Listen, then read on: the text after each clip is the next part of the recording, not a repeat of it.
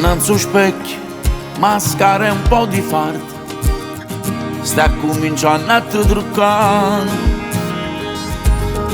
Para armadio, non sai che lo che fa. Con jeans te vedete già. Pensi di vestire più serio per far colpa che stasera.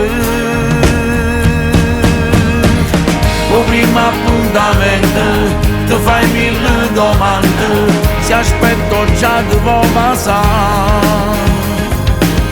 Cerchi nella borsetta la mezza gomma in bocca e 4 gocce di Chanel a dono va a segare. A chi sta appuntamento non arriva più tardi, caisce 9 già sta là.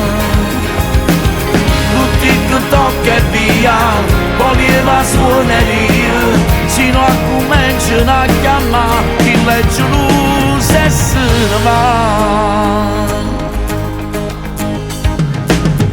Ti stringi in mano, stavo s'avvicinando, un primo passo ti vorrà. Non ti fa rosso, non lo fa camuffare, perché non sai come si fa. Ma non ci ammara niente quando è forte il sentimento. O primo appuntamento ti fai mille domande, se aspetto già devo passare.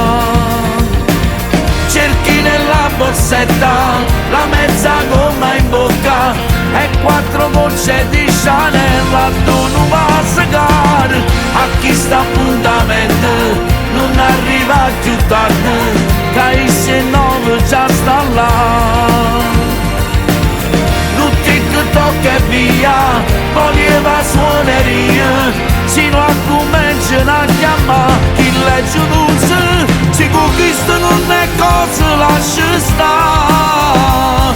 Tiene tanto tempo per t'annamorare, stanno scendo innamorate, che ti guardano incantate e facessero pazzia per un primo appuntamento insieme a te.